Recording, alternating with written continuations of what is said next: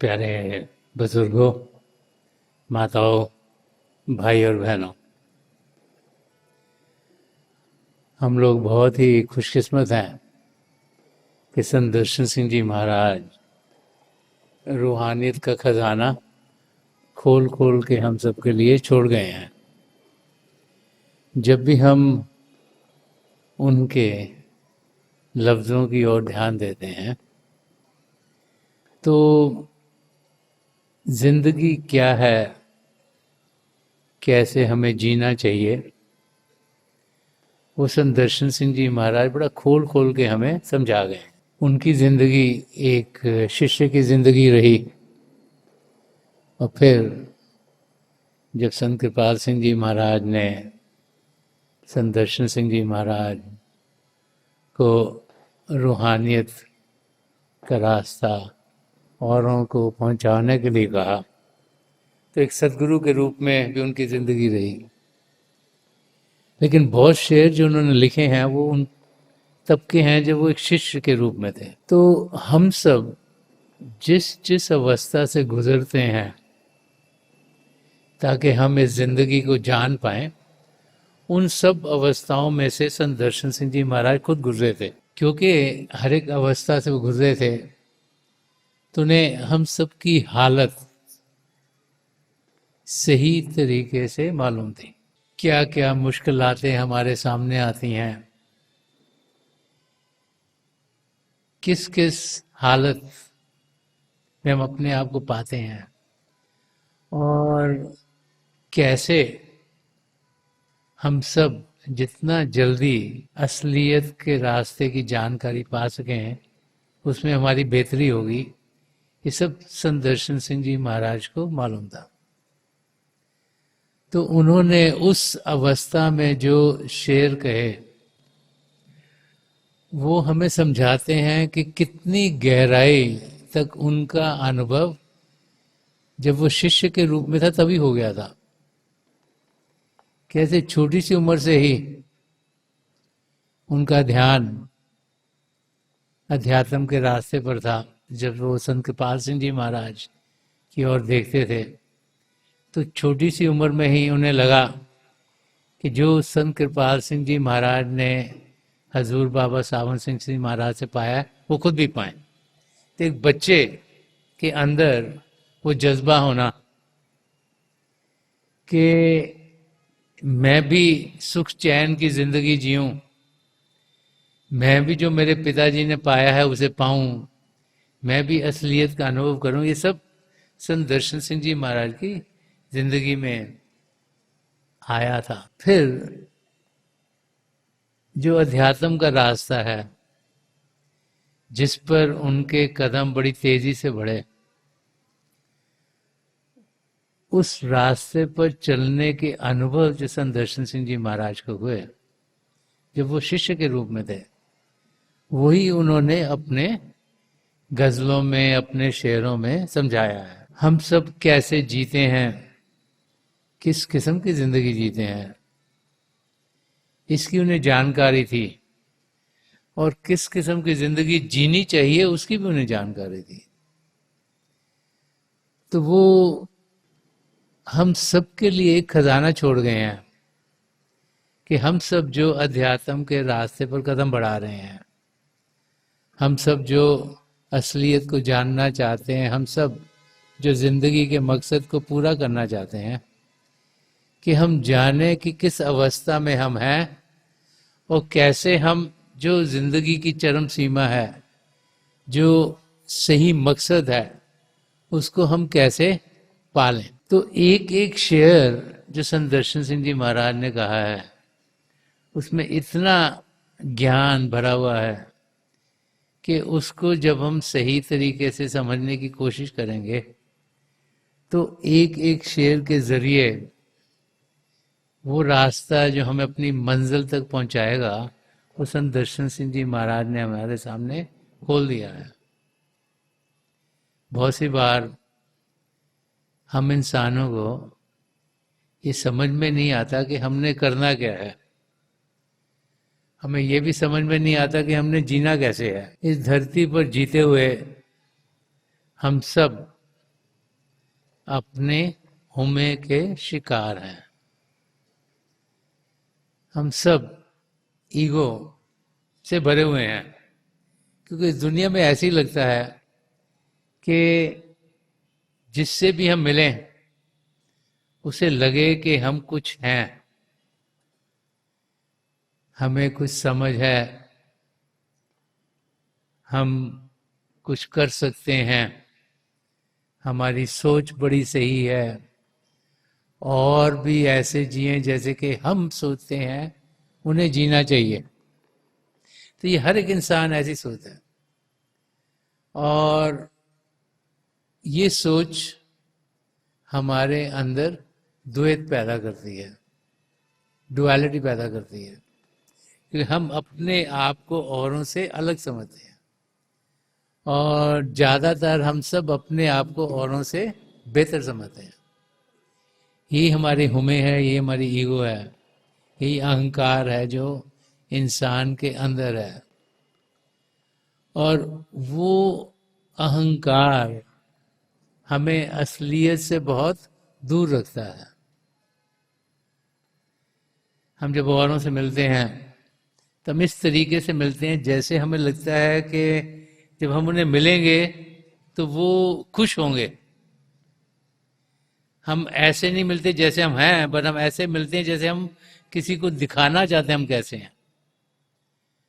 और जब ऐसी जिंदगी जीता है इंसान तो अंधकार में ही डूबा रहता है। असलियत हम सबके साथ जुड़ी हुई है, उस असलियत को हम पाते नहीं, उस असलियत की ओर ध्यान नहीं देते, क्योंकि जो अहंकार है वो ऐसे है कि जैसे सूर्य निकला हुआ हो और उसके ऊपर बादल हो।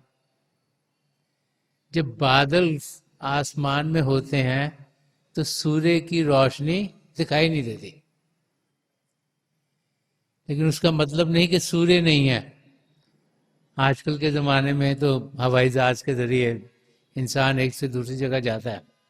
तो अगर कभी आप हवाई जहाज़ में जा रहे हो, बारिश का दिन हो और बादल आए हुए हों, तो आप देखोगे हवाई जहाज़ जो बादलों के ऊपर उड़ते हैं जनरली, तो जब वो बादलों में से क्रॉस करते हैं, ऊपर जाते हैं, तो नीचे चाहे बारिश हो रही है चाहे बादल हैं, ऊपर उसे सूर्य दिखने को मिलता है। तो सूर्य है, लेकिन ये बादल हैं जो उस रोशनी को रोके बैठे हैं। ऐसे ही हमारे अंदर रोशनी है, हम रोशनी से भरपूर हैं, लेकिन अहंकार ने वो बादल उस रोशनी के ऊपर डाले हैं और हम अंधेरी जिंदगी जी रहे हैं। तो संत दर्शन सिंह जी महाराज हमें समझाते हैं कि किस किस्म की जिंदगी हमने जीनी है। तो ये शेर जो मैं आज लेना चाह रहा हूँ, ये एक किस्म की एक प्रार्थना है प्रभु के चरण कमलों में, जो संत दर्शन सिंह जी महाराज हम सब की ओर से कर रहे हैं।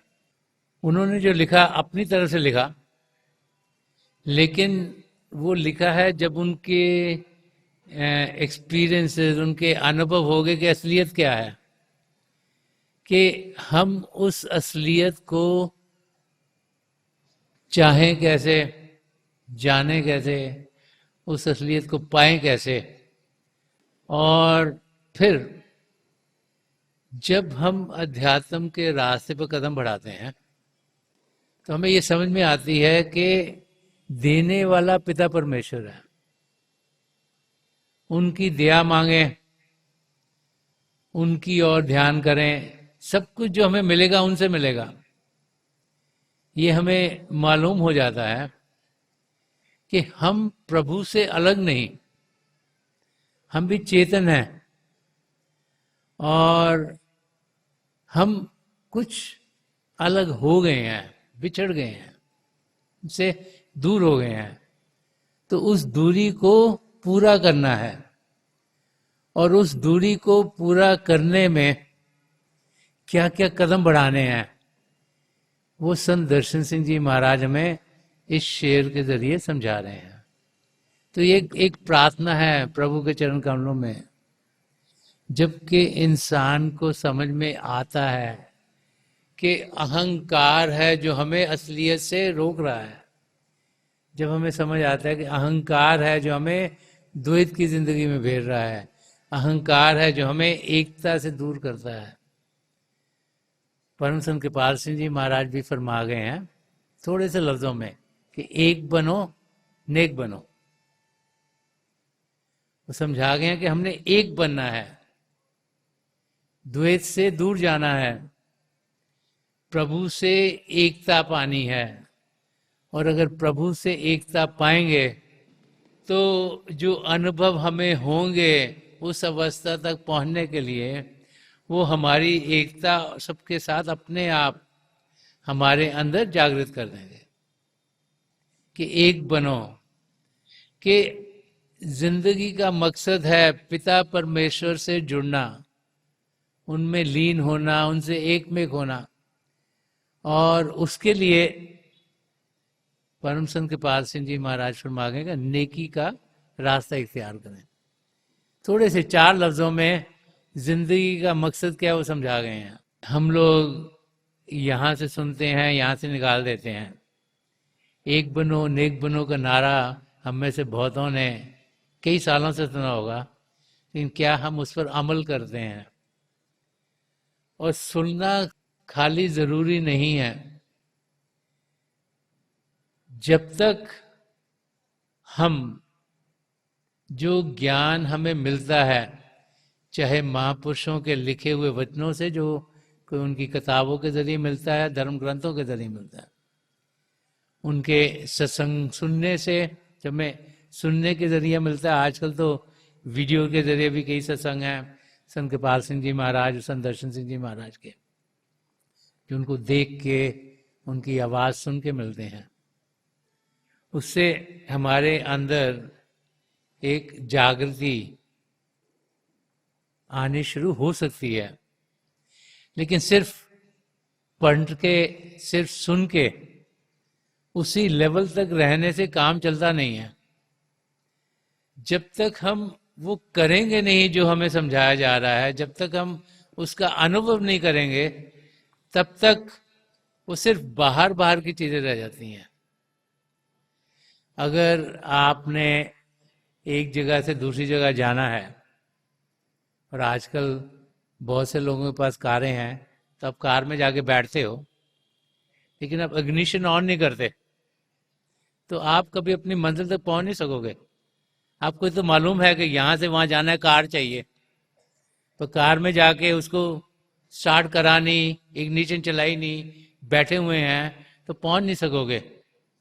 तो इग्निशन को चलाना, अपने आप में अनुभव करना बहुत ज़रूरी है। और जो भी सीखा है, जो भी समझा है, जो भी सुना है, जो भी पढ़ा है, उसको करनी में डालना बहुत ज़रूरी है।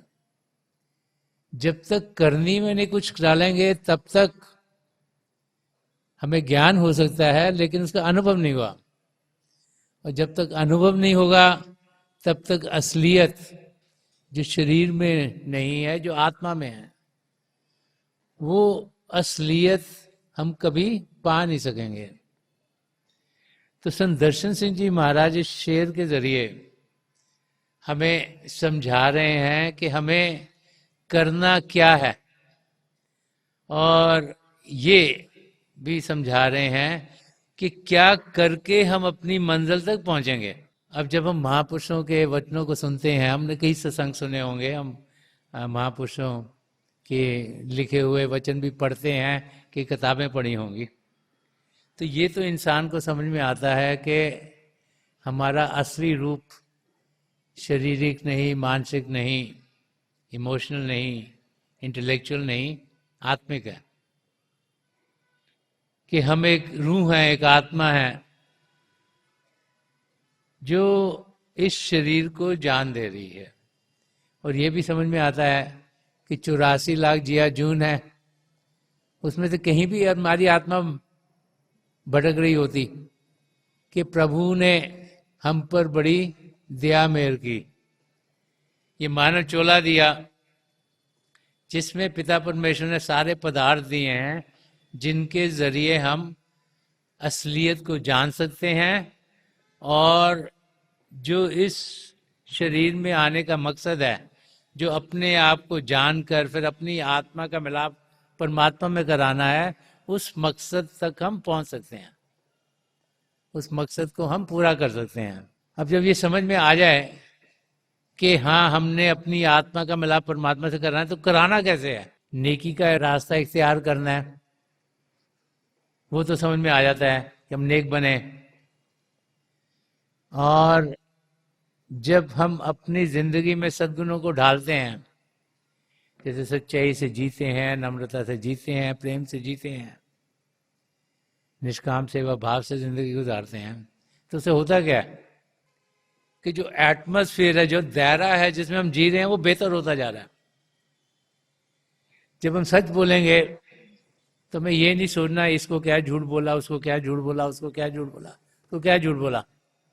एक सच्ची को याद करना है, तो अंदर हलचल कम हो गई। नहीं तो अंदर में सोचना पड़ता है, आज इसको क्या बोला था, कल किसको क्या बोला, उससे हम क्या छुपा रहे हैं, उसके बारे में क्या बोल रहे हैं। तो अलग अलग चीजें जितनी ज्यादा करते हैं, उतना अंदर इंसान को रखना पड़ता है ख्याल, और उतना टेंशन बढ़ती है, उतना स्ट्रेस बढ़ता है जिंदगी में। जब नम्रता से जीते हैं, हर एक को बड़ी इज्जत से मिलते हैं, किसी से गुस्सा नहीं होते, किसी से लड़ाई नहीं करते, उससे हलचल कम होती है। क्यों? अगर हमें किसी की कोई चीज पसंद ना है, जो कि हमारी जिंदगी में रोज होता है, कितनी बारी माँ बाप बच्चों को कहते हैं ये मत करो, वो मत करो, ये मत करो, वो मत, क्यों कहते हैं? क्योंकि जो बच्चे करें उनको ठीक नहीं लग रहा। और कितनी बार जब हम काम पर होते हैं, हमें लगता है ये जो हमारे साथ काम कर रहे हैं, इसको भी समझ में ठीक नहीं आ रही, ये भी ठीक काम क्यों नहीं कर रहा। क्योंकि हम सोचते हैं ना हमें बहुत समझ है, वो शायद ठीक नहीं कर रहे, उसे कहते हैं हलचल बढ़ती है, टेंशन बढ़ती है। किसी के ऊपर गुस्सा आता है तो उसको तो पता नहीं क्या असर हुआ, सबसे ज्यादा तकलीफ तो आपको खुद होती है। क्योंकि अगर आप उस माहौल में चले गए तो आप शांत नहीं हो सकते। इसी करके नम्रता से जीवन जीना कहा गया है।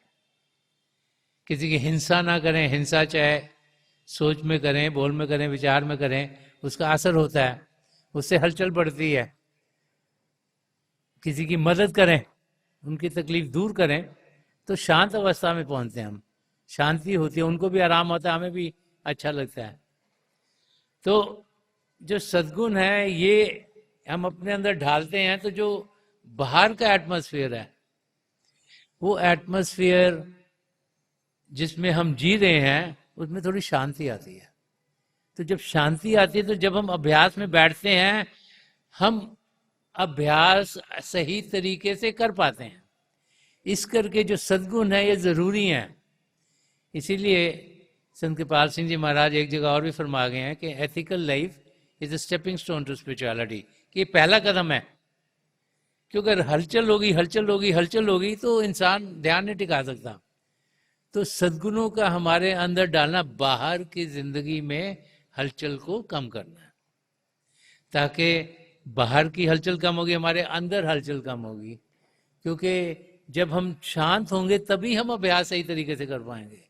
इसलिए बहुत जरूरी है कि हम सद्गुणों को अपनी जिंदगी में डालें। लेकिन सिर्फ सद्गुणों का हमारे अंदर होना कोई गोल नहीं है। ये नहीं है कि सद्गुणों से हम भर गए तो हम अपनी मंजिल तक पहुंच जाएंगे। ये एक शुरुआत है। ये बाहर की अवस्था को ठीक करना है, ताकि हम ध्यान टिका सकें, ताकि हमारी अंदर की अवस्था सही होनी शुरू हो जाए। तो संत दर्शन सिंह जी महाराज हमें समझा रहे हैं कि अंदर की अवस्था कैसे ठीक होगी। तो अब जब हमने बाहर की अवस्था ठीक कर ली, तो अब हम अपनी मंजिल की ओर बढ़े कैसे। करना क्या है कि हम अनुभव कर पाए कि हम प्रभु से जुड़े हुए हैं। करना क्या है कि हमारी आत्मा जो चेतन है, जो प्रभु का अंश है, जिसने प्रभु में जाके मिलना है, वो मिल सके। जैसे एक बूंद समुन्द्र में जाके मिलती है तो समुन्द्र का हिस्सा बन जाती है। एक नदी जब जाती है, सागर में जाके मिलती है तो उसका हिस्सा बन जाती है। तो उस किस्म का कनेक्शन करना कैसे है। तो संत दर्शन सिंह जी महाराज ने इस शेर में एक प्रार्थना पिता परमेश्वर से की है। क्योंकि प्रभु की दया चाहिए हमें अपने आप को जानने के लिए और पिता परमेश्वर को पाने के लिए। हम सोचें कि हम अपने आप ये कर लेंगे, पॉसिबल नहीं है। अपने आप इंसान हाथ पैर मारता है, लेकिन जब उससे उसको लगना शुरू हो जाता है मेरा सब कुछ करके भी जो मैं करना चाह रहा हूं नहीं हो रहा, तो प्रभु के चरण कमलों में प्रार्थना करते हैं। तो संत दर्शन सिंह जी महाराज एक प्रार्थना के रूप में एक शेर हम सबके लिए छोड़ गए हैं, ताकि हम सब इस शेर को समझें, जानें, इसको अपनी जिंदगी में डालें, ताकि हम अपनी मंजिल तक पहुंच पाए। तो संत दर्शन सिंह जी महाराज फरमा रहे के मिटाकर मुझे आप में जज्ब कर ले, कि मिटाकर मुझे आप में जज्ब कर ले, बका के लिए मैं फना चाहता हूं। अब इस शेर को जब हम समझने की कोशिश करते हैं तो कई लफ्ज हैं यहाँ। एक तो पहला लफ्ज मिटा कर मुझे। अब जिंदगी जब जी रहा होता है तो इंसान सोचता है कि मैं पढ़ूं लिखूं, मैं और ज्ञान करूं, मैं और बेहतर हूं, मेरी नॉलेज और बढ़े। तो मैं आदमी सोचता है मैं और बढ़ूं बढ़ूं बढ़ूं बढ़ूं बढ़ूं। हर एक चीज में ही लगता है, जैसे पहली क्लास है मैं सेकंड क्लास में जाऊं, सेकंड से थर्ड में जाऊं, थर्ड से फोर्थ में जाऊं, फिर मैं कॉलेज में जाऊं और मैं बढ़ूं, आगे बढ़ूं। कुछ भी करना था, यहां से अगर वहां जाना है तो लगता है मैं कदम लेके बढ़ूं तभी वहां पहुंचूंगा। तो हमारी कुछ जिंदगी ऐसी बनी, हम सोचते हैं कि बढ़कर ही हम कुछ पा सकते हैं। मगर यहां पर संत दर्शन सिंह जी महाराज कह रहे हैं कि मिटा कर मुझे। तो ये कॉन्सेप्ट ही समझना बहुत मुश्किल हो जाता है इंसान को। हम तो सोचते हैं कि जब हम बढ़ेंगे तभी कुछ पाएंगे, तो मिटाकर हम कैसे पा सकते हैं कुछ। तो संत दर्शन सिंह जी महाराज में क्या समझा रहे हैं कि मिटाकर मुझे, मुझे जो वर्ड मुझे यूज किया गया वो अहंकार के लिए किया गया।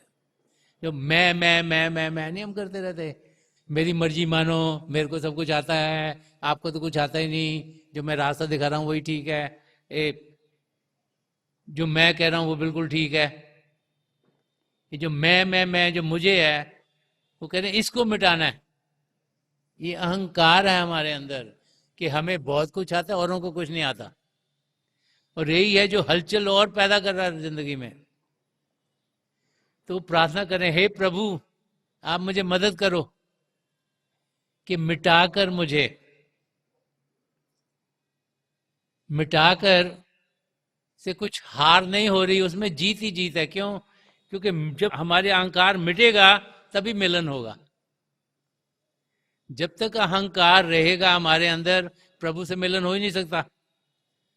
तो मिटाना हारना नहीं है, जीतना है, क्योंकि मिटाने से ही आत्मा का मिलन, आत्मा का मेल मिलाप पिता परमात्मा से होगा।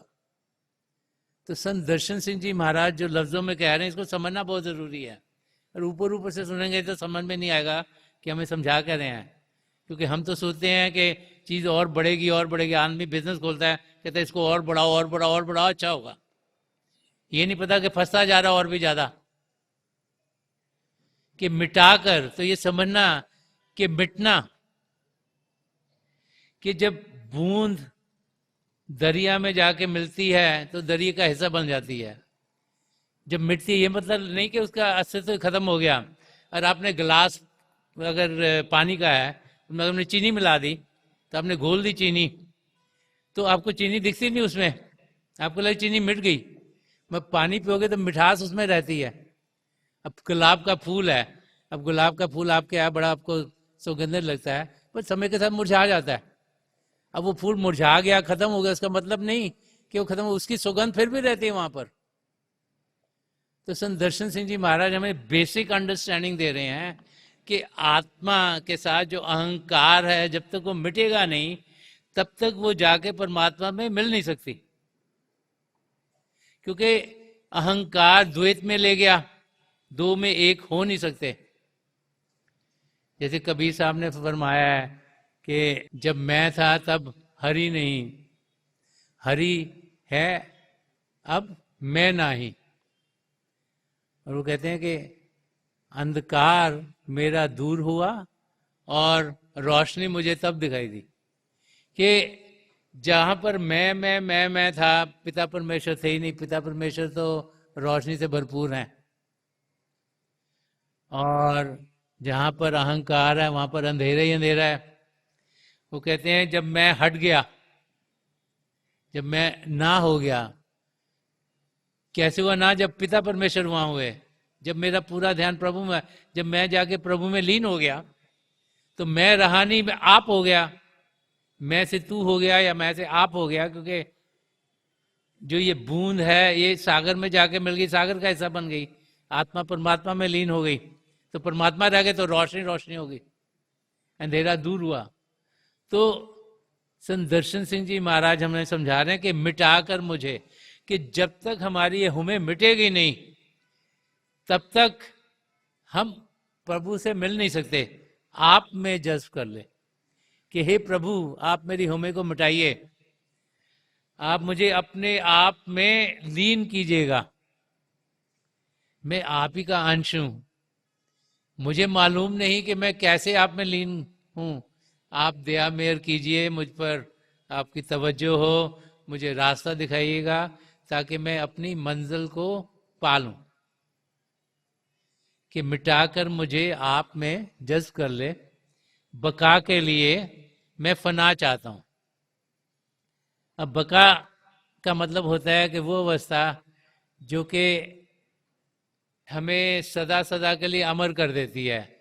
वो अवस्था है जिसमें कि आत्मा का मिलाप हो गया और हम सदा सदा के लिए जीवित हो गए। ये नहीं कि आत्मा जब प्रभु में लीन होती है तो खत्म हो गई। तो ये अंडरस्टैंड करना बहुत जरूरी है। वो सदा सदा के लिए जीवित हो गई, वो क्योंकि जिस मकसद से आई थी उसका पूरा हो गया। तो जो जो बका है, कि बका के लिए, कि वो अवस्था जिसमें कि मेरी आत्मा है प्रभु आप में लीन हो जाए, इसलिए मैं फना चाहता हूं कि मैं अपने आप को उस अवस्था में चाहता हूं जहां पे मैं रहूं ही ना। फना का मतलब वही होता है कि वो स्टेट जहां पर अहंकार या हमें टोटली चली गई हो ही ना मारे। कि फना के लिए मैं बका चाहता हूं कि जब मैं उस अवस्था में पहुंचूंगा जिसमें कि मैं रहेगा नहीं, जब मैं टोटली एनाइलेटेड, मतलब कि मैं रहा ही नहीं वहां पर, मैं आप में लीन हो गया, मैं आप बन गया। तो कई वाक्य लाइफ में, हिस्ट्री में सुनने को मिलते हैं। एक प्रेमी जब अपने प्रीतम में लीन होता है तो कैसे लीन होता है? प्रेम के जरिए। वो कहते हैं कि प्रेमी, प्रीतम और प्रेम जब ये तीनों एक होते हैं तब बका की अवस्था मिलती है, तब जाके मिलन होता है, तब जाके आत्मा परमात्मा में जाकर लीन होती है। क्योंकि बार बार जब हम धर्म ग्रंथों को पढ़ते हैं तो बार बार वो हमें समझाते हैं कि जिन्होंने प्रेम किया उन्होंने पिता परमेश्वर को पाया। कि उनका प्रेम प्रभु से इतना ज्यादा था कि बाहर की हलचल रुक गई और उनका ध्यान सिर्फ पिता परमेश्वर में था, और वो शांत अवस्था में पहुंच सके, उनकी आत्मा अंदर में उड़ान कर पाई और अपनी मंजिल तक पहुंच गई। अब उस मंजिल तक पहुंचने के लिए, क्योंकि प्रभु को हम देख नहीं सकते, जान नहीं सकते, पहचान नहीं सकते, हमें एक सदगुरु की जरूरत पड़ती है जो कि शारीरिक रूप में हमारे साथ जी रहे हैं, जो हमें अंदर की दुनिया में जाने का रास्ता दिखाते हैं, जो हमें समझाते हैं कि हमने प्रेम पिता परमेश्वर से करना है। और जब हम अपने सदगुरु के बताए हुए रास्ते पर चलते हैं तो हम उस प्रेम का अनुभव करते हैं। और जैसे हम अपना ध्यान अंदर की दुनिया में लेके जाते हैं और हमारी सूरत की धारा यहाँ शिव नेत्री 10वें द्वार पर एकाग्र होती है, तो अपने सदगुरु की मदद से हम अंदर की दुनिया में बढ़ना शुरू हो जाते हैं। पिंड से अंड में, अंड से ब्रह्मांड में, ब्रह्मांड से पार ब्रह्म में, वहां से सचखंड में। तो इस यात्रा पर हमें हमारे सदगुरु, जिनका नूरी स्वरूप यहाँ टिका होता है, जब हमें नाम की देन मिलती है, वो हमें गाइड कर देते हैं, हमें अंदर की दुनिया में लेके जाते हैं। तो जब हम सचखंड में पहुंचते हैं तो पहले हम अपने सदगुरु में लीन होते हैं। उसे फनाफिल शेख कहा गया कि वो फनाफिल शेख का मतलब अपने सदगुरु में लीन होना, आत्मा का मिलाप अपने सदगुरु में होना, और वो फिर हमें प्रभु में लीन कराते हैं। जैसे फिल्ला कहा गया कि हम अपनी आत्मा का मिलाप परमात्मा में करते हैं, तो वो एक जरिया आत्मा का मिलाप परमात्मा में कराने का हमारे सदगुरु हैं। तो जब हमने इस रास्ते पर चलना है तो जरूरी क्या है? सबसे जरूरी ये है, वो चीजें जो दुनिया में हलचल पैदा करती हैं, हमारी जिंदगी में हलचल पैदा करती हैं, उनसे हम दूर हों। हम लोग स्ट्रेस और स्ट्रेन में और गुस्से में और इन चीज़ों में लगे रहते हैं सुबह से शाम तक। वो किस लिए कि जब हमें कुछ लगता है कोई या तो हमारे मुताबिक कोई चीज़ नहीं कर रहा, या कुछ ने जान के कोई चीज़ हमारे लिए ख़राब कर दी, तो उसको हम भूलते नहीं। तो जो क्षमा करना है, जो फॉरगिवनेस है, वो बहुत ज़रूरी है ज़िंदगी में होना। कि किसी को माफ़ करना, उसकी ओर फिर ध्यान ना देना कि जो हो गया उसको भूल जाना। जब तक ये नहीं करेंगे तब तक वो हमारे अंदर हलचल बढ़ती रहेगी। जो हमारे अंदर अगर कोई तकलीफ आएगी और हमारा ध्यान उस तकलीफ के अंदर है और हम सोचते हैं ये क्यों हो गया, ये कैसे हो गया, इसने ये क्यों कर दिया, वो तो वो जैसे अगर आपको कोई वुंड हो गया, उसको आप हील नहीं करने दे रहे, उसको फिर टच करी जा रहे, फिर टच करी जा रहे हो, तो कभी हील नहीं होगा वो। तो हमें चीज़ों को भूलना है, हमें औरों को माफ़ करना है, हमें फॉरगिव करना है, हमें क्षमा की ज़िंदगी जीनी है। ये बहुत ज़रूरी है, तभी हम अपने आप को शांत कर पाएंगे। दूसरी चीज़ जो ज़रूरी है वो ये है कि हम सत्संगों में जब आते हैं, सत्संग का मतलब है सच्चाई के साथ संग करना, सत्संग का मतलब है किसी संत महापुरुष के शरण में पहुंचना। तो वहाँ पर एटमॉस्फेयर ऐसा होता है कि हमारा ध्यान दुनिया से हटके प्रभु की ओर होता है, और सत्संग में हमें बहुत ज्ञान मिलता है मेंटल स्टेट के लिए, ताकि हम अपने आप को जान पाएं, प्रभु को जान पाएं और रास्ते की समझ हो हमें।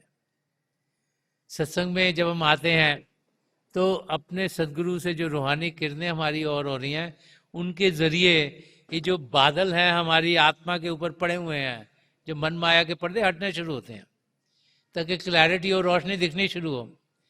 कई बार आपने देखा होगा परम संत कृपाल सिंह जी महाराज के सत्संग में, दयालपुर संत दर्शन सिंह जी महाराज के सत्संग में कई लोग जो आए होते हैं, उनका ध्यान इतना ज़्यादा अपने सदगुरु में होता है कि उनकी रूह वहाँ बैठे बैठे ही अंदर की दुनिया में अभ्यास करना शुरू कर देती है।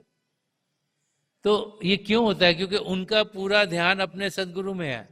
जो रूहानी किरणें हमारे सदगुरु से हमारी ओर आ रही हैं, उनको उन्होंने जज्ब किया और उसके जरिए वो अंदर की दुनिया में बढ़ना शुरू हो गए। तो सत्संगों में आना बहुत लाभदायक है हमें। और फिर सबसे ज़रूरी है भजन अभ्यास करना, कि हम समय को निकाल कर बाकायदगी से समय को निकाल कर रोज़ाना अभ्यास करें। क्योंकि जब हम अभ्यास करते हैं तभी हम अपनी आत्मा का अनुभव कर पाते हैं। सारा दिन तो हम मन इंद्रियों के घाट पर जीते हैं, आँखों से देखते हैं बाहर की चीज़ें, कानों से बाहर की आवाज़ें सुनते हैं, ज़बान से चखते हैं जो भी खाना खाते हैं हम, और नाक से सूंघते हैं जो सुगंधें हैं, और स्पर्श की इंद्रिय है। तो सारा दिन तो जो भी करते हैं इन 5 इंद्रियों के घाट पर जी रहे होते हैं। लेकिन जब हम अभ्यास करते हैं तो हम अपना ध्यान यहाँ से हटाते हैं और उसे प्रभु की ओर करते हैं। और जब ध्यान प्रभु की ओर करते हैं, जब हमारे अंदर वो जो शब्द जो चल रहा है उसके साथ जब हम जुड़ते हैं, तो फिर हम अपनी मंजिल तक पहुंचना शुरू कर देते हैं। शब्द कण कण में समाया हमारे भीतर चल रहा है, प्रभु से उत्पन्न हुआ है, और उसी शब्द के जरिए हम यहाँ अपने आप को इस धरती पर पाते हैं। उस शब्द के साथ जुड़ेंगे तो वापस प्रभु में हम लीन होने के लिए अपनी यात्रा शुरू कर देंगे। तो भजन अभ्यास करना बहुत ही ज़रूरी है।